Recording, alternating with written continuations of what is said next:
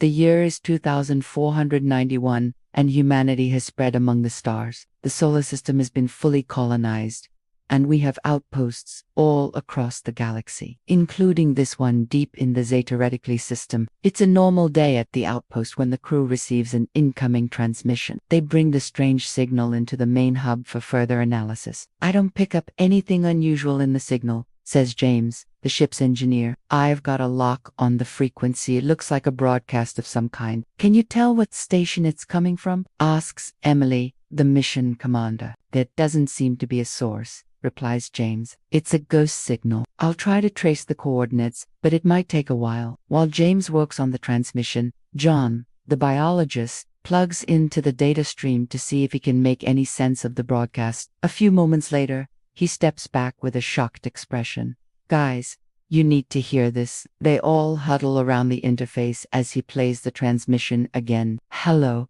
is anyone out there? This is an automated broadcast from the planet Earth, originating from the 3 Network Television Center in New York City. The date is March 18, 2125.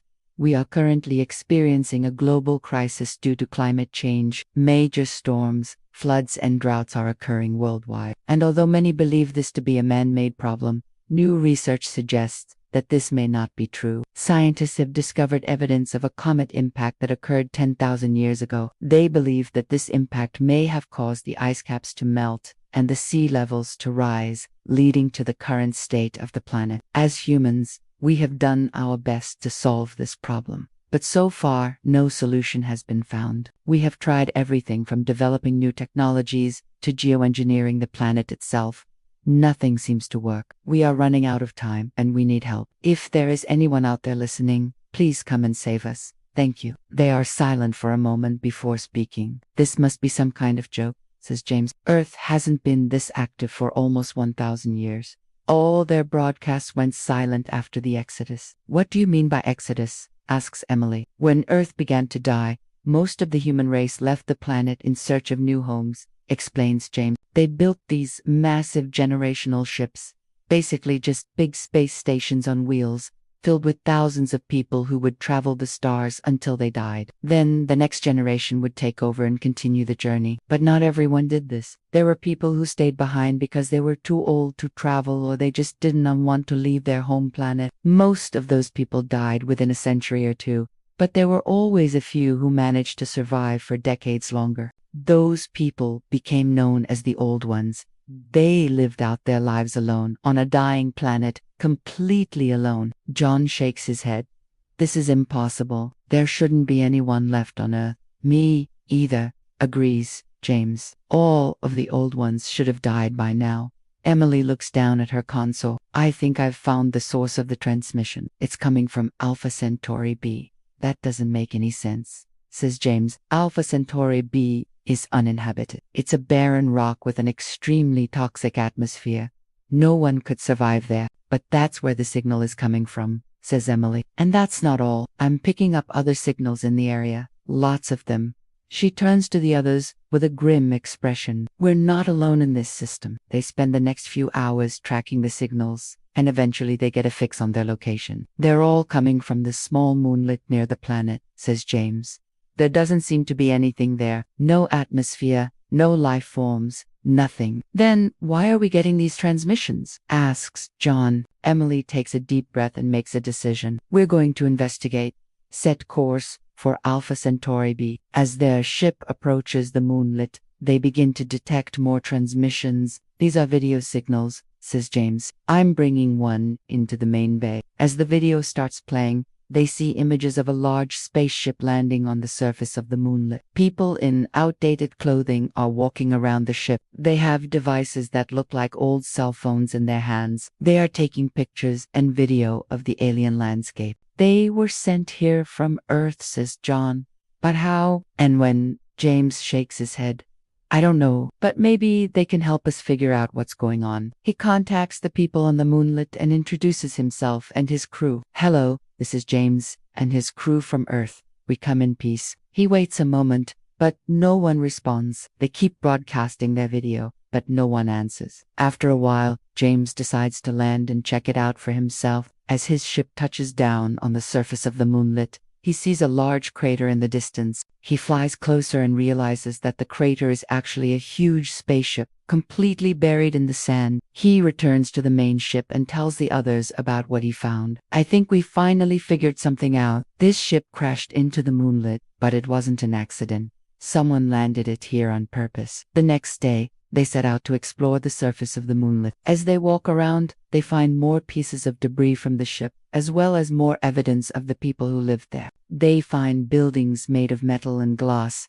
as well as strange devices that they can't identify. Suddenly, one of the devices activates and they hear a voice. "Welcome to Alpha Centauri B. Please state your name and purpose for visiting." "My name is James, and I come in peace," says James. "Who are you?" "My name is not important," says the voice, "but I can tell you that you are on the property of the Galactic Federation. You are trespassing, and you will be arrested unless you leave immediately." "Wait a second," says James. "You said my name was James. How did you know my name?" The voice goes silent for a moment. "How did you know my name?" repeats James. "There is no one here," says the voice. "You are alone. Now leave before you are vaporized." James looks around and sees a strange device in the shape of a gun. Suddenly, he feels a sharp pain in his chest and he falls to the ground. The other two crew members try to help him, but he is already dead. The voice speaks again. "Let this be a lesson to you. Do not trespass on Federation property." The transmission cuts out and the three crew members are suddenly filled with rage. They attack the device, smashing it to pieces, but as they do, the ground beneath their feet begins to shake. They look up in horror as the sky turns black and a massive ship emerges from the clouds. The three crew members are brought before a council of strange alien beings. "You are charged with trespassing on Federation property and murdering one of our agents," says the lead alien. "Do you have anything to say in your defense?" "We didn't know we were trespassing," says James. "We thought we were on an abandoned moon." "That is no excuse," says the lead alien. "You will pay for what you have done." Just then, another voice speaks up. "Wait, I know these humans. They are from Earth, aren't they?" "Yes, they are," says the lead alien. "And they are criminals." "No, they are not," says the voice. "I know them personally. They are my friends." The lead alien turns to face the speaker. "Who are you? How do you know these humans?" "My name is Michael, and I am from Earth," says the speaker. "I knew there was something strange going on around here, and I followed the transmissions to this place." "What are you doing here, Michael?" asks James. "I'm here to stop you from destroying Earth," replies Michael. "Why would you want to do that?" asks James. "Because it's dead," says Michael. "Everyone on Earth is dead. They have been dead for centuries." "No, that's not true," says James. "There are people on Earth. I know it." Michael shakes his head. "No, you don't understand. Earth died in a time loop. Everyone and everything on Earth is stuck repeating the same day over and over again. It's been happening for millions of years. Everyone is tired of it. They want to die. So that's why you sent that broadcast," says James. "You wanted to attract attention to your world so someone would come and end it." "That's right," says Michael. "And I thought you were the ones who came, but I was wrong. You're from another Earth, aren't you? An Earth that's still alive." "That's right," says James. "But what does that mean for us?" "It means that I can't let you go," says Michael. "If you stay together, Earth will die. But if you send the crew back to their own time, Earth will live on. At least that's what the simulations suggest. I don't know for sure. No one does." "Are you crazy?" asks James. "You want to kill everyone on my ship just because you think it might save your planet?" "I'm sorry," says Michael. "But it's them or us. Your planet stays alive and ours dies." As Michael raises his weapon to fire, James closes his eyes and waits for the end, but it never comes. He opens his eyes to see the lead alien standing between him and Michael. "Enough of this," says the lead alien. "Michael, you will stand trial for your actions."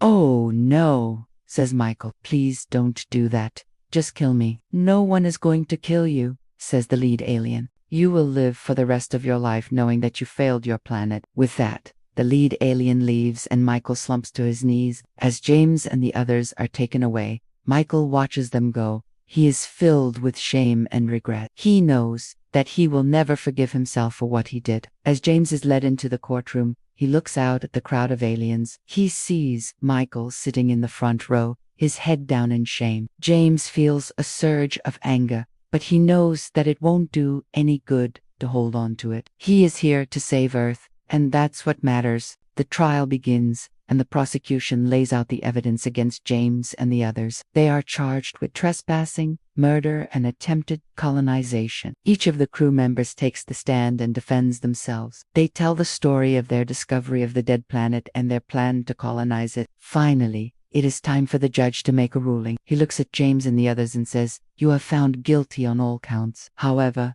I am willing to show you mercy. I will allow you to return to your own time, but you must leave this system forever. You are banned from ever setting foot on Alpha Centauri B again."